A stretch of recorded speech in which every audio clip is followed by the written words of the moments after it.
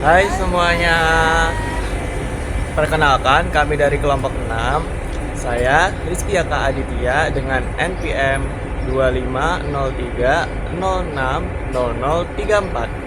Saya Natasha Harunisa dengan NPM 2503060122. Saya Rizkyla Fonsa Sindua dengan NPM 25030030. Nah, kali ini kami akan membuat video parodi mengenai prinsip-prinsip dari teori Gestalt. So, let's go!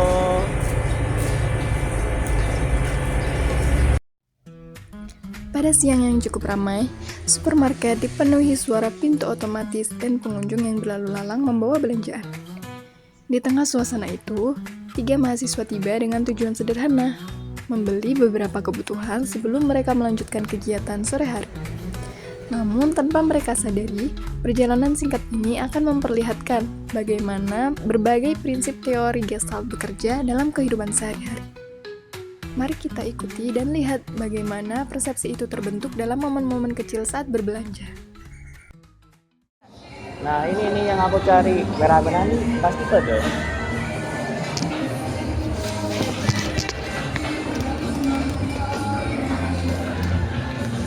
Tapi coba lihat deh. Ini tuh rasa sapi panggang. Kalau ini pizza, ini jagung. Nggak ada yang pedes. Lah iya ya, tapi kok bungkusnya merah semua sih? Kan harusnya kalau pedes merah semua. Nah, ini nih kamu lagi nerapin prinsip similarity. Karena warnanya mirip, jadi kamu ngira mereka punya karakteristik yang sama dan dalam satu kelompok. Jadi selama ini kamu milih jajan cuma berdasarkan warna. Iya. Pantesan kamu sering salah pilih rasa.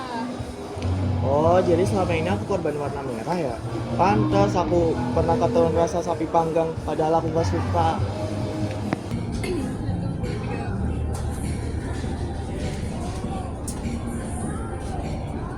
Emangnya ini pasti satu merek. Karena ditaruh berdekatan gini. Mungkin variannya aja yang beda. Tapi bentar aja, lihat coba. Tuh, ini tuh larutan sabaki 3, sedangkan yang ini lah segar. Loh, tapi kok mereka ditaruh berdekatan gini? Aku kira mereka sama. Nah, ini tuh penerapan sifat proximity. Karena letaknya yang berdekatan, jadi kamu mikir kalau mereka dari kelompok yang sama. Lah, sekarang ganti kamu nih yang korban tata letak birat. Aduh. Ini supermarket yang pintar atau aku yang bego sih? Mereka bikin aku bingung. Ada diskon tuh, kayaknya gede. Kapan lagi nih? Kita borong yuk. Ih, sabar dulu. Itu tulisannya cuma dis. Artinya bisa macam-macam tahu. Ya jelas diskon lah, orang dis.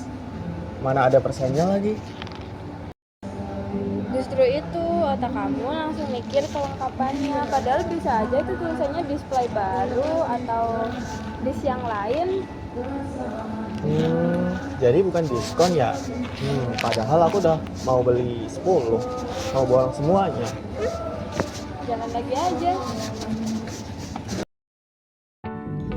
Dalam setiap perjalanan berbelanja, tanpa kita sadari, otak terus bekerja memproses berbagai informasi visual di sekitar. Mulai dari warna kemasan, kedekatan barang, hingga poster yang tidak utuh. Semuanya membentuk persepsi kita melalui prinsip-prinsip Gestalt.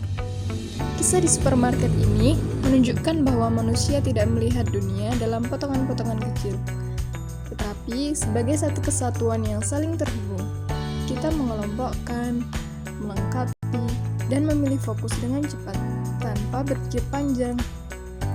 Dengan memahami bagaimana otak bekerja, kita bisa menjadi konsumen yang lebih cerdas, mampu memilah informasi, tidak mudah terkecoh tampilan, dan lebih bijak dalam mengambil keputusan. Melalui contoh sederhana ini, kita dapat melihat bagaimana pola visual dapat memengaruhi cara kita bertindak, sehingga kita bisa lebih berhati-hati dalam menafsirkan informasi dan membuat keputusan yang lebih tepat. Pada akhirnya, teori Gestalt mengingatkan kita bahwa keseluruhan adalah lebih dari sekadar jumlah bagian-bagiannya. Dan ketika kita menyadari itu, dunia sehari-hari pun terasa jauh lebih mudah dipahami.